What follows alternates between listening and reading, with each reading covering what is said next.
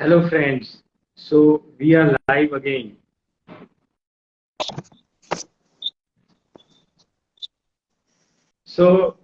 Today the topic is utility of boric materia medica in clinical practice. Me, Dr. Jigar Patel and my friend Dr. Radhip Mehta, we will share a little bit of our experience regarding boric materia medica. Especially Dr. Radhip will share his experience, how he uses boric materia medica or how to use, how to understand, and later on I will share few clinically used medicine in day-to-day practice. Isn't it, Radhip? Yes, sir. Hello. Yes, good evening. Good evening. So you can start with your understanding. Yes, sir. थोड़ो wait करिए. Okay, થોડાક લોકો join થાય ત્યાં સુધી weight કરીએ.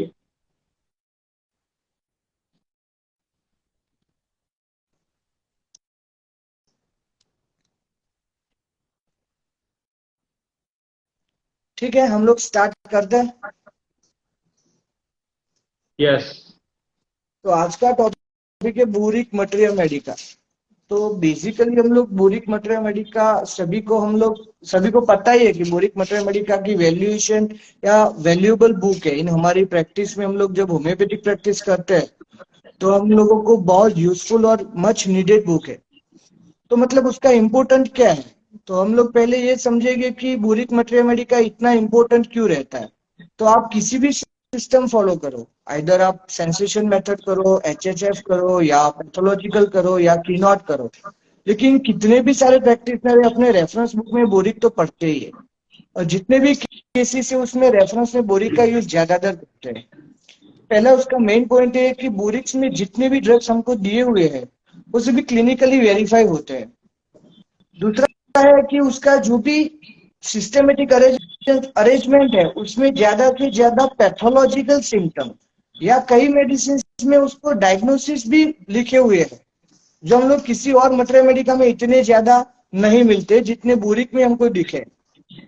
तो diagnosis point of view और पैथोलॉजिकल पॉइंट ऑफ व्यू हमको ये दिखने को मिलता है कि सीधा सिम्टम से और पेशेंट की जो पैथोलॉजी है वो हम लोग लिख सकते हैं. और first one is mostly reliable in clinical verification. तो सभी सारे होम्योपैथ है वो अपने पास बोरिक तो रखते ही है. दूसरा पॉइंट ऑफ दैट को उसमें कोई भी मेडिसिन आप पढ़ लो तो लास्ट में उनको कितना डोज कौन से पावर में देना है, इधर 30 में देना है, 200 में देना है, 1 में देना है, या लोअर पोटेंसी में देना है, ऑल्सो रिपीटेशन. तो वो भी उस मटेरिया मेडिका में कोई भी मेडिसिन के पास लास्ट में लिखा हुआ होता है. तो वो कोई और मटेरिया मेडिका में शायद नहीं लिखा है, या बहुत लेस मटेरिया मेडिका है उसमें लिखा हुआ होता है. तो बोरिक मटेरिया मेडिका का हम जब उपयोग करते हैं तो पहले हमको बैक ऑफ माइंड में पहले पैथोलॉजी और फर्स्ट ईयर में जो फिजियोलॉजी सब्जेक्ट जो ज्यादातर होम्योपैथ जो भी होते हैं वो पैथोलॉजी और फिजियोलॉजी इतना निग्लेक्ट करते हैं तो उनको बोरिक समझ में नहीं आता. तो पहले हमको पैथोलॉजी और फिजियोलॉजी का वास्ट नॉलेज या उसका पूरी तरह से अंडरस्टैंड होना चाहिए, तभी हम बोरिक मटेरिया मेडिका में जो भी मेडिसिन पढ़ रहे हैं उसको हम अच्छी तरह समझ पाएंगे. तो आज मैं 3-4 दवाई ऐसे समझाना, मैं जैसे यूज करता हूँ या मैं वैसे बोरिक कैसे पढ़ता हूँ या क्लिनिकली में मैं कैसे हमारी प्रैक्टिस में यूज करता हूँ वो आपको मैं समझाता हूँ सर.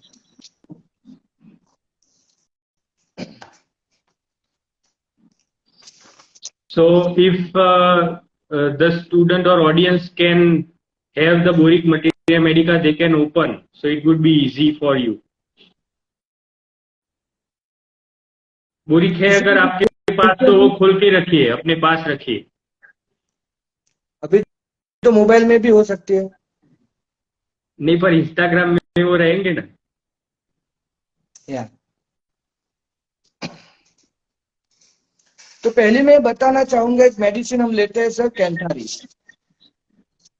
तो कैंथारिस में हम लोग क्या करते हैं, ज्यादातर हम लोग कैंथारिस किस केसेस में ज्यादा यूज करते हैं बेसिकली, तो हम लोग यूटीआई में ज्यादा यूज करते हैं. और जब बर्निंग ऑफ यूरिन पेशेंट लेके आया या यूटीआई की कंप्लेन लेके आया तो हम लोग बिना सोचे ही कैंथारिस दे देते हैं। लेकिन कई केसेस ऐसे होते हैं जिसमें हमको मालूम नहीं पड़ता कि कैंथारिस इंडिकेटेड इस केस में है या नहीं है। तो पहले हमको ये समझना चाहिए कि कैंथारिस कौन कौन से चीजों पे कौन से यूटीआई में ज्यादा काम करती है। तो मैं बोरिक में से पढ़ता हूं cantharis. This powerful drug produces a furious disturbance in the animal economy, attacking the urinary and sexual organ, especially perverting their function and setting up violent inflammation. मतलब जो मेडिसिन का इफेक्ट है वो जेनेटो यूरिनरी सिस्टम पे तो है, लेकिन वो लास्ट में क्या प्रोड्यूस करता है, तो इन्फ्लामेशन प्रोड्यूस करता है। तो कैंथारिस को हम समझना चाहिए तो पहले हमको बैक ऑफ माइंड में बर्निंग याद आता है। तो सेकंड में बोलना चाहूंगा कि कैंथारिस आप जब भी पढ़ो इन बोरिक मटेरिया मेडिका तो सारे सेक्शंस में आपको इन्फ्लामेशन जरूर नजर आएगा। तो मेन उसकी इफेक्ट है मैं म्यूकस मेम्ब्रेन। तो स्पेसिफिकली म्यूकस मेम्ब्रेन है जेनाइटो यूरिनरी सिस्टम के जो म्यूकस मेम्ब्रेन होता है उस पे ज्यादा वो इन्फ्लामेशन प्रोड्यूस करता है। बाद में वो जीआईटी पे आता है, बाद में वो रेस्पिरेटरी सिस्टम पे आता है। As per my understanding, the all mucous membrane of genitourinary system and GI system, gastrointestinal system, उस पे वो इन्फ्लामेशन प्रोड्यूस करता है। तो और लास्ट में रेस्पिरेशन या रेस्पिरेटरी सिस्टम है उसके म्यूकस मेम्ब्रेन में भी इन्फ्लामेशन प्रोड्यूस करता है। तो आप जब बोरिक मटेरिया मेडिका पढ़ेंगे स्पेसिफिक इन यूरिन या जेनाइटो यूरिनरी सिस्टम जिसमें हम लोग इन्फ्लामेशन समझना है, तो इन्फ्लामेशन के कोई भी स्टेज हो, आइदर वो किडनी का नेफ्राइटिस, सिस्टाइटिस या फिर यूरेथ्राइटिस, कोई भी जेनाइटो यूरिनरी सिस्टम का इन्फ्लामेशन हो वो कैंथारिस कवर करती है। तो हम लोग मैं पढ़ता हूँ यूरिन। तो intolerable urging and tenesmus nephritis with bloody urine, तो नेफ्राइटिस लिखा हुआ है। तो नेफ्राइटिस मतलब जो नेफ्रॉन होते हैं किडनी में उसका inflammation. Violent paroxysm of cutting and burning in whole renal region with painful urging to urinate, bloody urine by drop। जब नेफ्राइटिस होता है या जेनाइटो यूरिनरी सिस्टम का इन्फ्लामेशन होता है तो ब्लेडर का स्पेसिफिकली उसमें लास्ट लाइन में लिखा हुआ इरिटेबल ब्लेडर हो जाता है। जब कोई भी इन्फ्लामेशन जेनाइटो यूरिनरी सिस्टम में आता है तो ब्लेडर पे एफिनिटी होती है और bladder drop by drop urine pass करता है। उसकी वजह से पेशेंट को अर्जिंग टू यूरिनेट ज्यादा रहती है। लेकिन inflammation later on stage bloody urine बोला है। तो ब्लडी यूरिन जब कब होता है, जब नेफ्राइटिस होता है, मतलब किडनी इन्वॉल्वमेंट है। अगर यूटीआई है, ब्लेडर में स्टोन है, तब ब्लीडिंग ज्यादा नहीं होता। Violent paroxysm of cutting and burning in renal region। Burning तो मैंने बोला कि जैसे कैंथारिस में बर्निंग प्रोमिनेंट है, लेकिन इन्फ्लामेशन होगा तो पेन रहेगा, क्योंकि इन्फ्लामेशन के स्टेज भी हमको पढ़ने पड़ेंगे। During and after urine, intolerable tenesmus, cutting before, during and after urine, urine scalded him and passed drop by drop, constant desire to urinate, membranous scales looking like brain in water, urine jelly like or shreddy। तो पूरा genito urinary system होता है उसमें inflammation ही आता है। जैसे मैं GIT बताता हूं आपको।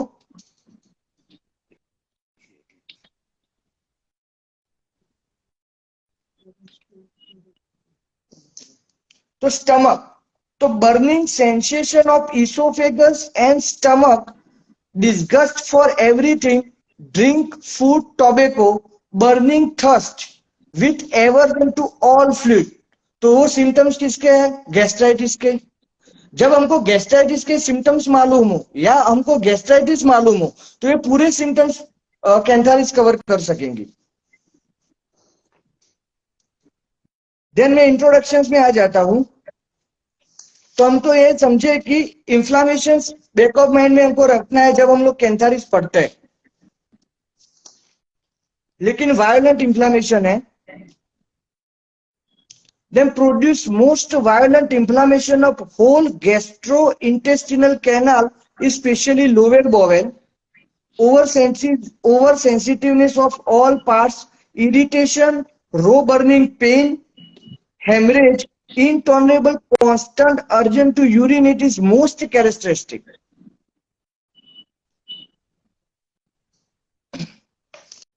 फिर मैं आपको रेसिपी बताना चाहूं तो उसमें थ्रॉट देखिए सर, तो tongue covered with vesicle, deeply furred, edge red, burning in mouth, pharynx and throat, vesicle in mouth, great difficulty in swallowing liquid. मतलब हमको डिफिकल्टी कब होती है, वो भी लिक्विड लेने में भी स्वेलोइंग में डिफिकल्टी होती है। मतलब पीछे लिखा है very tenacious mucus, violent spasm reproduced by touching larynx, inflammation of throat, feels on fire, constriction, aphthous, ulceration, scalding feeling, burning after taking to hot food। मतलब जेनेटो यूरिनरी का इंफेक्शन मतलब इंफ्लामेशन होता है तब, रेस्पिरेटरी का inflammation होता है तब, या गैस्ट्रो इंटेस्टिनल का इंफ्लामेशन होता है तब। जब हमको कैंथारिस पढ़ना चाहिए तो ऐसा नहीं है कि कैंथारिस अकेले यूटीए में ही काम करेगी, वो गैस्ट्रेटिक में भी काम करेगी या रेस्पी पे भी काम करेगी। जैसे आप स्किन देख लो तो स्किन में पहला ही बोरिक सर ने लिखा है डर्मेटाइटिस, इस inflammation of dermis layer of skin. वैसे हम लोग रेसिपी देखें, रेसिपी हमने देख ली तो मैं ऐसे कैंथारिस यूज करता हूं कि पेशेंट बर्निंग बोलता है और inflammation of genito urinary system, gastrointestinal system और रेस्पिरेटरी सिस्टम, किसी भी इंफ्लामेशन आए तो मैं कैंथारिस इंडिकेटेड करता हूं, लेकिन सिम्टम्स मैच होने चाहिए। ऐसा नहीं है कि एक अकेला इंफ्लामेशन पर्टिकुलर इन सिस्टम, दूसरे और सिम्टम्स भी कवर होने चाहिए। एनी कमेंट डॉक्टर जिगर? So basically what I understand in Cantharis is the specific inflammation that Cantharis produce is a kind of violent inflammation. Violent inflammation, not a simple one of inflammation, but violent inflammation attended with lot of burning, and especially regarding genitourinary system, it has UTI, but with UTI it has unquenchable thirst. But Boric has written little liquid, even if he sips a little bit of liquid, it causes burning in bladder. So that is very prominent in Cantharis, not found in Apis or other drugs. We can think in UTI. That is very important symptom. So what you are telling is like along with pathology, you should also match specific symptoms also. That way you can come to a particular remedy. बराबर? Yes. दूसरा मैं समझाना चाहूंगा चैलिडोनियम measures. तो चैलिडोनियम हम लोग जब use करते हैं तो स्पेसिफिक हमारे माइंड में ऐसा ही आता है कि चैलिडोनियम है तो हम लोग gastrointestinal tract and specific on actions of liver, ठीक है ना। तो a prominent liver remedy covering many of the direct reflect symptoms of disease condition of that organ, the jaundice skin and especially the constant pain under inferior angle of right scapula are certain indication। अगर पहले ही बोला prominent liver remedy, तो उसकी जो affinity होती है चैलिडोनियम की वो पर्टिकुलरली लीवर पे ही होती है, covering many of the direct reflect symptoms of disease condition of that organ. The jaundice skin मतलब लीवर अफेक्ट होगा तो जॉन्डिस होगा ही होगा। Especially constant pain under inferior angle of right scapula are certain indication। मतलब जो liver involvement होता है तो लीवर का जो नर्व सप्लाईमेंट होता है उसमें कंजेशन होता है, उसकी वजह से राइट स्कैपुलर रीजन में पेन ज्यादा रहता है। The great general lethargy and indisposition to make any effort is also marked। उसने लिखा है द ग्रेट जनरल लिथार्जी। तो जनरल लिथार्जी कब होता है? जब हम लोगों को पता है कि लीवर इज मेटाबॉलिक जो प्रोसेस होती है हमारे डाइजेस्टिव सिस्टम में, उसमें ज्यादा से ज्यादा फैट का डाइजेशन ज्यादा लीवर करता है। अगर लीवर में कोई इंफ्लामेशन चेंजेस आए तो जो लीवर के जो एंजाइम्स होते हैं वो जो सिक्रेशन होता है उसमें डिफिकल्टीज या डिस्टर्बेंस आ जाएगा। जब उसमें लीवर में डिस्टर्बेंस आ जाएगा तो बाद में क्या होगा, उसके जो रिलीज हॉर्मोन्स, सॉरी, उसके जो सिक्रेशन होते हैं उसमें डिस्टर्बेंस आ जाएगा। तो उसमें फैट का जो मेटाबॉलिज्म होता है वो नहीं होता। तो जब फैट का मेटाबॉलिज्म नहीं होता है तो पूरी सिस्टम, जो डाइजेस्टिव सिस्टम है वो डिस्टर्ब हो जाती है। उसकी वजह से वो लॉन्ग टर्म प्रोसेस में चला जाता है। उसकी वजह से पेशेंट को लिथार्जी डेवलप होती है, as per my understanding. Lethargy and indisposition to make any effort is also marked. Ailment brought on our renew by change of weather, serous effusion, hydrocele, bilious complication during gestation. वो बहुत बढ़िया लिखा है, bilious complication during gestation। तो जब patient, कोई भी pregnancy वाला पेशेंट है, गेस्टेशन पीरियड्स में bilious complications होता है। जैसे bilious complication मतलब हिपेटिक, हिपेटिक मतलब लीवर। तो लीवर का कोई भी कॉम्प्लिकेशंस इन पर्टिकुलर इन गेस्टेशन पीरियड, तो यू कैन शुड इंडिकेटेड या यू कैन थिंक ऑफ चैलिडोनियम। तो हम लोग उसके जीआईटी या लीवर पढ़ते हैं। तो stomach, tongue yellow with imprint of tick. Tongue yellow कैसे हुआ, जब जॉन्डिस होगा तो yellow of sclera, yellowness of tongue ऐसे होना ही है। Large and flabby, taste bitter, pasty, bad odour from mouth because of that indigestion होता है। जब फैट का मेटाबॉलिज्म अटक जाता है या उसका डिस्टर्बेंस होता है उसकी वजह से इंडाइजेशन होता है। तो कई पेशेंट्स में ऐसा होता है कि ड्यूरिंग इंडाइजेशन या इंडाइजेशन की वजह से फाउल ब्रीथ, तो इंडाइजेशन की वजह से bad odour from mouth, prefer hot food and drink, nausea, vomiting, bitter very hot water, pain through stomach to back and right shoulder blade. जो मैंने वैसे बोला कि जैसे लीवर अफेक्ट होता है तो उसकी जो नर्व सप्लाई या जो होती है उसमें अफेक्शन आता है, उसकी वजह से पेन होता है। Jaundice due to hepatic and gall bladder obstruction. तो गोल ब्लेडर का जो स्टोन होता है या हिपेटिक्स में जो कोई ऑब्स्ट्रक्शन आता है उसकी वजह से पेशेंट को जॉन्डिस डेवलप होता है।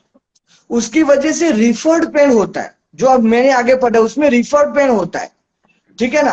तो जो भी कोई ऑब्स्ट्रक्शन इसमें गोल ब्लेडर या हिपेटिक, कोई भी ऐसी सिचुएशन बॉडी में होती है जिसमें ऑब्स्ट्रक्शन आता है जिसकी वजह से जॉन्डिस होता है, दैट्स आर इंडिकेटिव ऑफ चैलिडोनियम।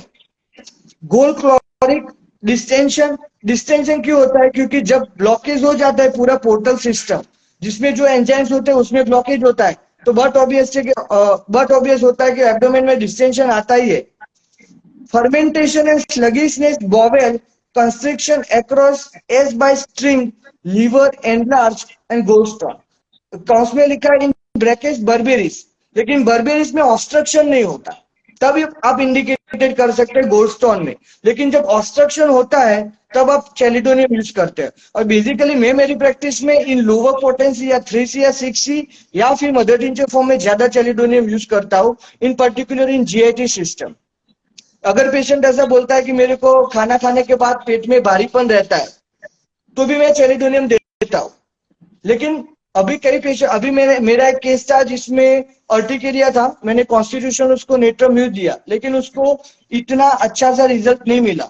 तो मैंने लास्ट में जाके उसका पूरा फिर से केस लिया, उसका पूरा अर्टिकेरियस का रैशेस सब कुछ मैंने देखे। बाद में हिस्ट्री आई कि 3 महीने पहले उसको जॉन्डिस हुआ था। तो मैंने उसको चैलिडोनियम क्यू दिया, तो patients are more better from chelidonium Q with उसका जो पूरा अर्टिकेरिया है 70 to 80% क्योर हो गया। तो कई स्किन्स के ऐसे एलिमेंट्स होते हैं, जैसे हमारी डाइजेस्टिव सिस्टम डिस्टर्ब होती है उसमें भी स्किन वाले कई केसेस हमको मिलते हैं। तो वो कोरिलेट करना आना चाहिए आपको कि कहीं लीवर अफेक्शंस तो नहीं है ना। कई बार ऐसा होता है कि कॉन्स्टिपेशन होता है लेकिन वो लीवर की अफेक्शंस की वजह से कॉन्स्टिपेशन होता है, क्योंकि उसके जो सिक्रेशंस होते हैं वो हम लोग प्रिपेयर नहीं, रिमूव नहीं करते। वो यार जो भी सिक्रेशंस के एंजाइम्स होते हैं वो हम अच्छी तरह ट्रीट नहीं करते तो कॉन्स्टिपेशन नहीं जाता। तो कई सारे पेशेंट ऐसे होते हैं जिसमें हम लोग स्पेसिफिकली ब्रायनिया है, एल्यूमिना है, लेग डिफ्लोरेटम है, वो स्पेसिफिक देते तो भी नहीं रिजल्ट मिलता कई केसेस में, पर्टिकुलर इन कॉन्स्टिपेशन।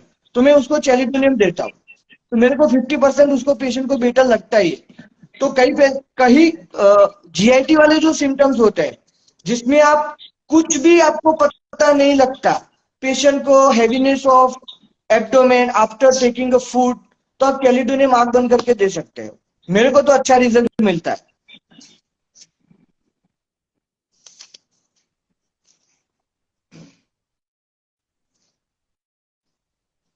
आप कुछ कहना चाहेंगे सर, आपका एक्सपीरियंस चैलिडोनियम के बारे में? Yes, along with what you said, prefers hot food and drink. That is very important symptom of chelidonium. One another important symptom is nausea or vomiting. Nausea or vomiting that is ameliorated by drinking very hot food. Hot food. That is also very practical and important symptom. Another is gastralgia or stomach pain or eating temporary relieves lot of symptom of chelidonium. One another drug is anacardium, where eating temporary relieves lot of symptoms. But in case of chelidonium, it is very hot food. That is what I want to add. You can go to next drug. Next drug is Myristica sativifera. तो is very हम लोगों पे इतना familiar नहीं होते, क्योंकि हम लोग बॉडी में किसी भी इंफेक्शन आ जाता है तो हम लोग पहले सिलिशिया हेपारसल्फेट सोचते हैं। लेकिन इन particular in boric, a remedy of great antiseptic power, inflammations of skin। तो पहले लिखा है a remedy of great antiseptic power।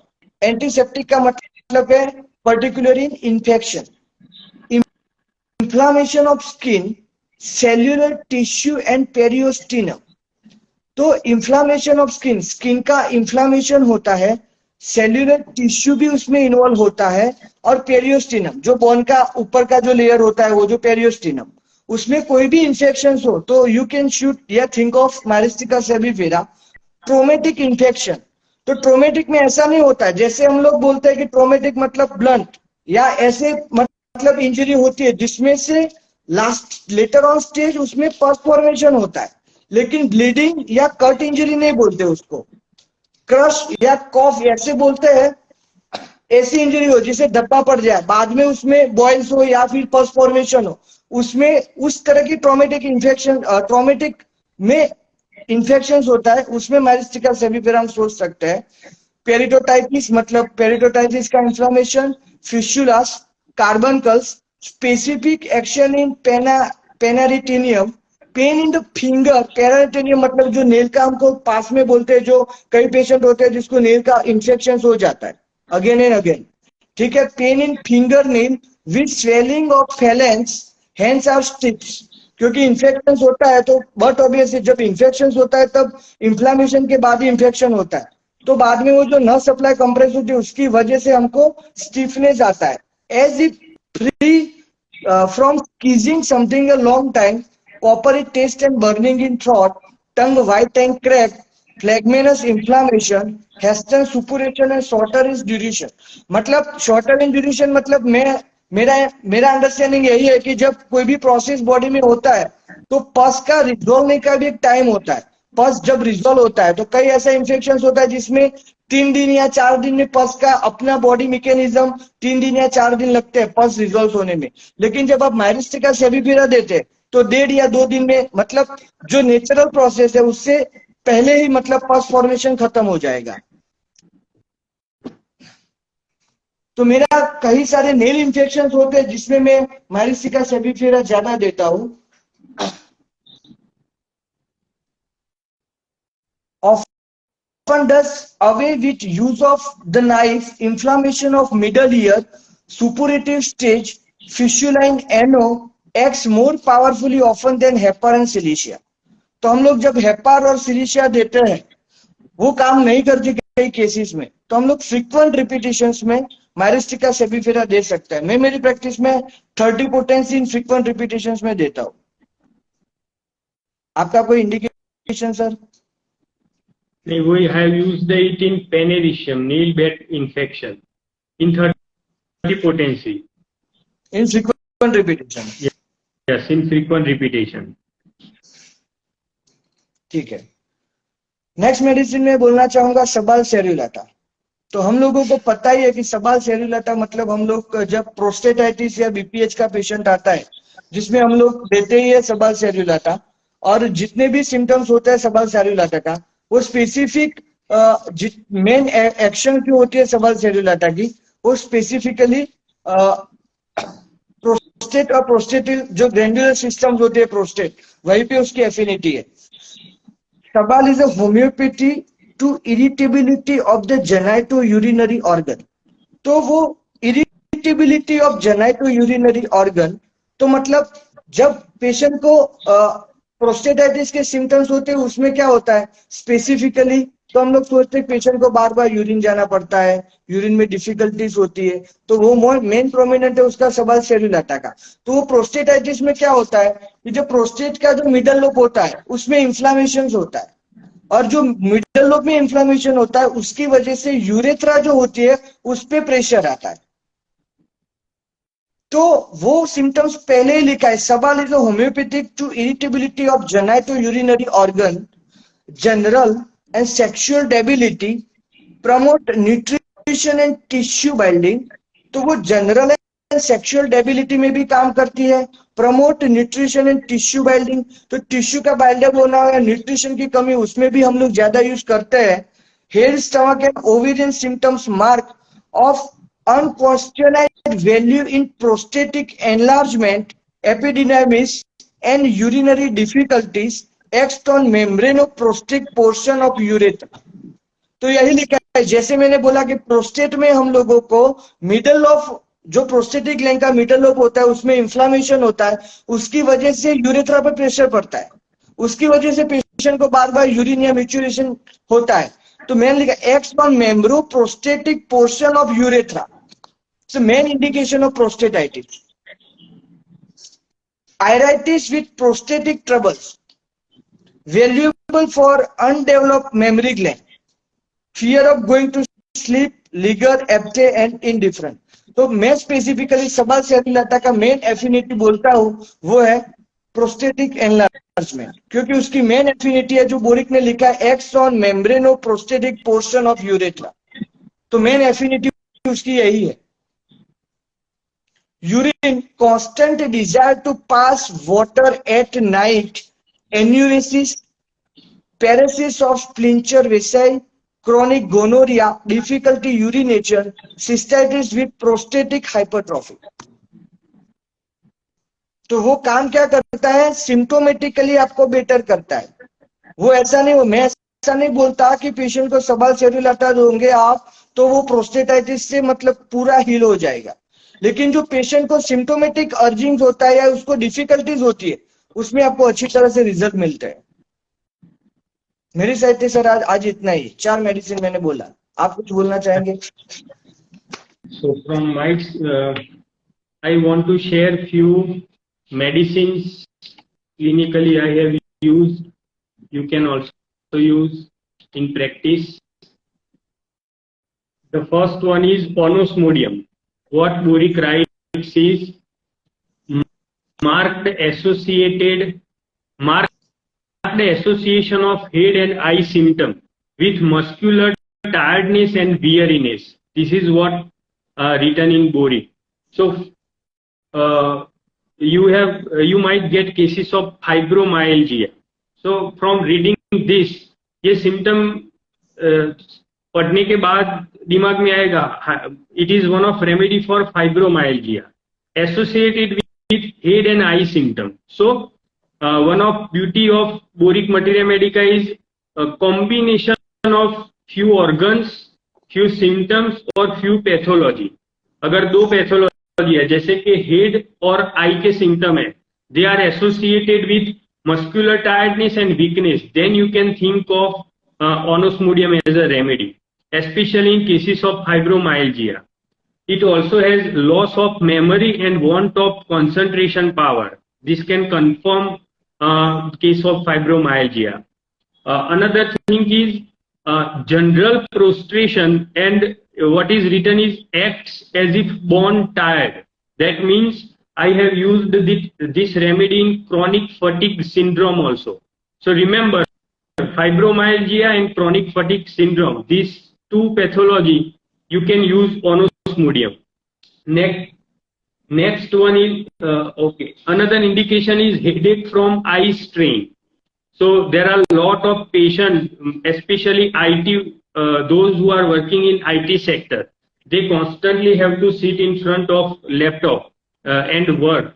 And if they get headache or migraine, you can think Onosmodium as one of remedy. Another is Ruta. So this is Onosmodium.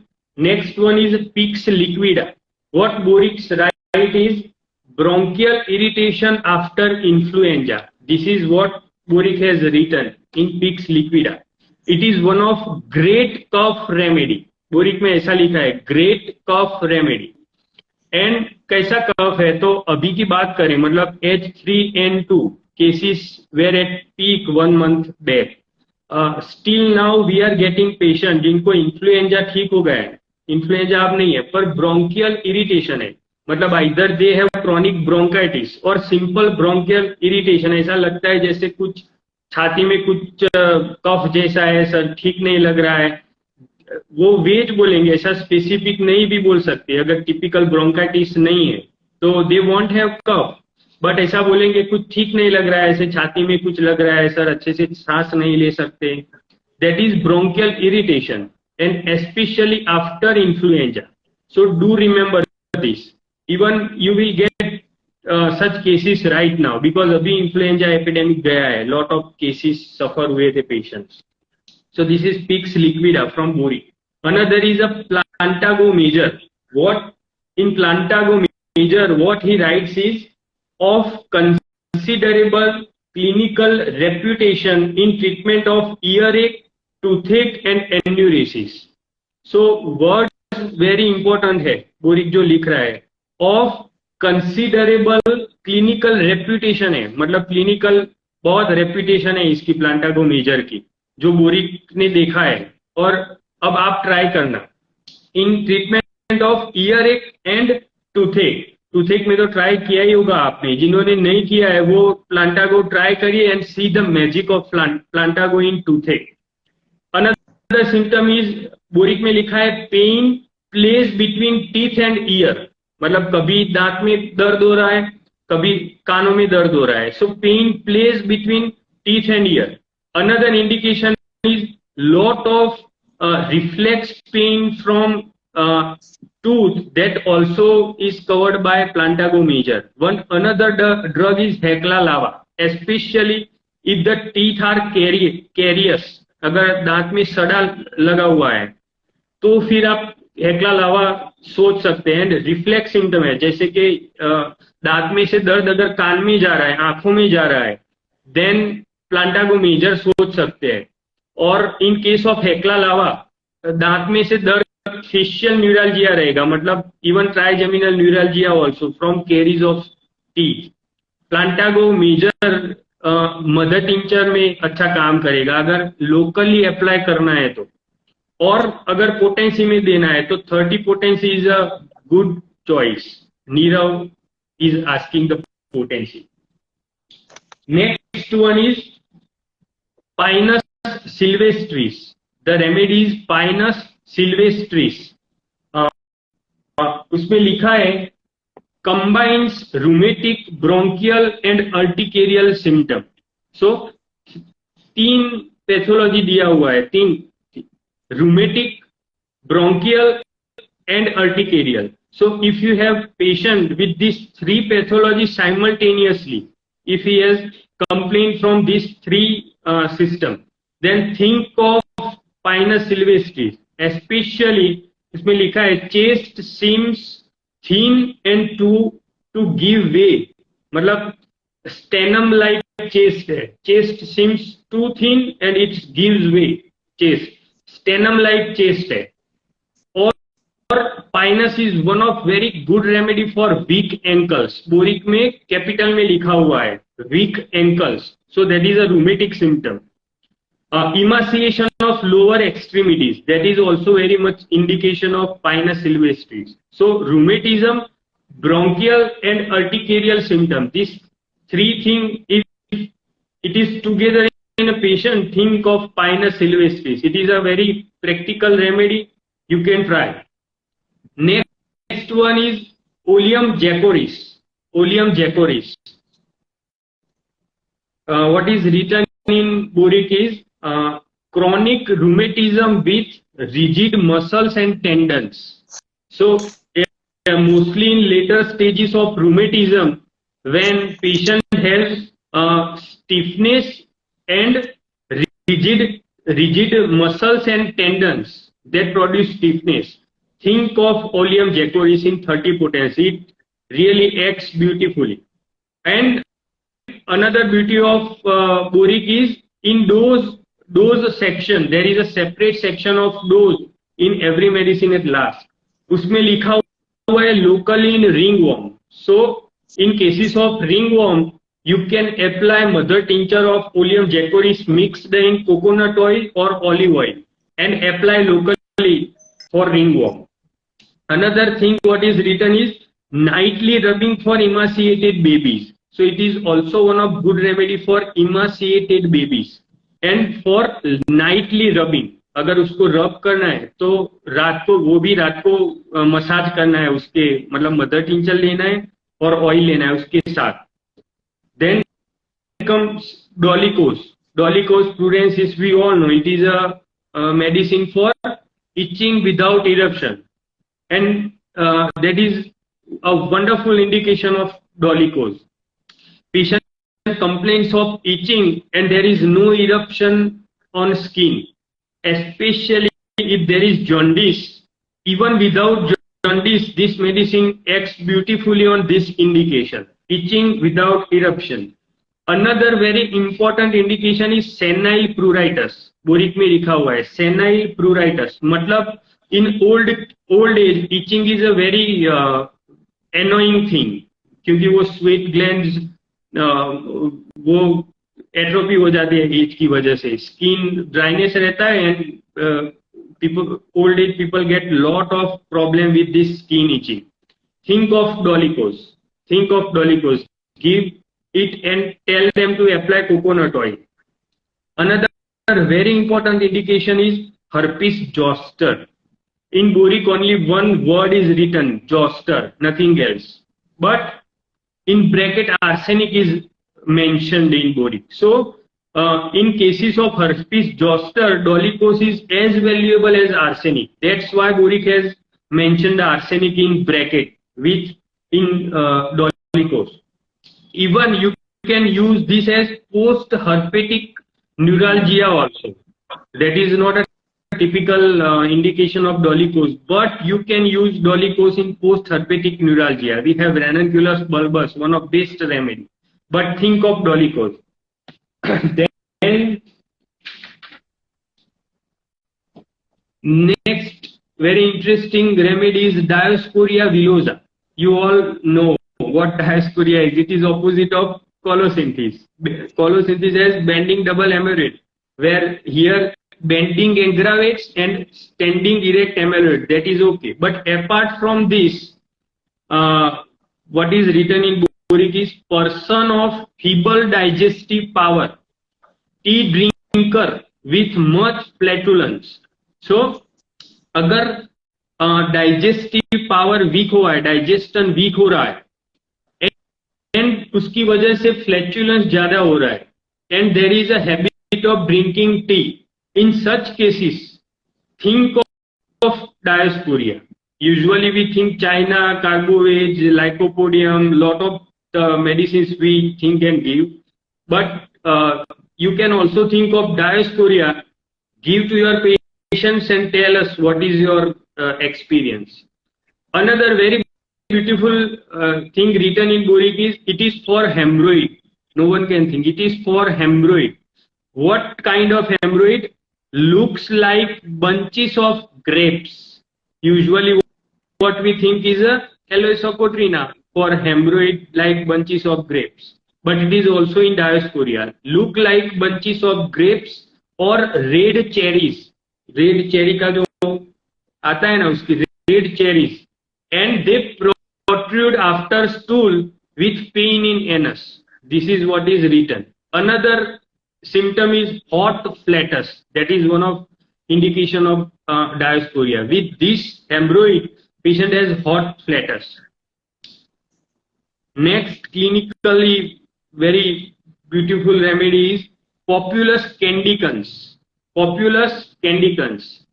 And what Boric write is remarkable power over acute cold. So this Populus medicine has remarkable power over acute colds, especially when it is accompanied by hoarse voice, even to aphonia. मतलब plenty of cases you get of cough and cold or coryza, rhinitis, where you get hoarseness of voice, even to aphonia. Mostly you can think of causticum, but in an acute case, मतलब अभी अभी हुआ है 24 hour like an aconite, अभी अभी हुआ है. And with that, lot of patient are like that कि जैसे ही वो कोल्ड कोराइजा होगा आवाज चेंज हो जाएगा, हॉर्सनेस रहेगा, इवन टू एफोनिया भी रहेगा. Give this remedy Populus candicans and you will see the wonder of this medicine. Another line written in a Boric is a instantaneous voice producer. Just mostly we can think of coca, but this is also a good remedy to produce instantaneous voice. अभी कुछ देना है lecture शाम को या कल देना है और अभी हो रहा है, शाम को लेक्चर देना है और सुबह को वॉइस लॉस्ट हो गया है. Mostly we think coca, but this is also a good remedy to think. And my last remedy is Pisidia. Pisidia mother tincture. मतलब I have used it in mother tincture. It is written in Boric that it's a nerve sedative. It is a nerve sedative. Insomnia due to worry or nervous excitement. So insomnia is a very common complaint nowadays. Common complaint. Lot of patients you get of insomnia, and most of them are doing a mistake of taking sleeping pills. Even in mega cities or modern society, many of they are so-called modern people are taking sleeping pill for sleep. So वो नींद नहीं आएगी, उनको नींद की दवाई लेना ही पड़ेगा, and it is part and parcel of their life. So practically in clinic, insomnia is a very routine thing. You get lot of patients of insomnia, and believe me, homeopathy has lot to do with insomnia. We can offer a lot of. It is a scope for homeopathy because sleeping pills have lot of side effects. After using their sleeping pills for few months, it is not easy to leave them. उसका side effect बहुत ज़्यादा रहता है. So we have lot of remedies. One of such remedies Pisidia. It is a nerve sedative.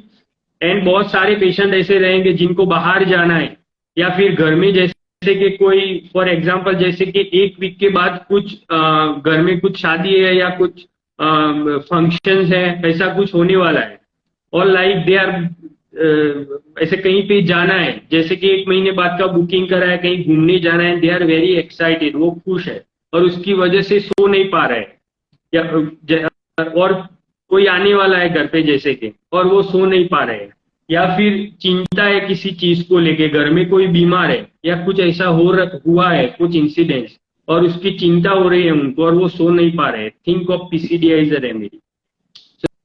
So that is all from my side. Any question we would like to answer?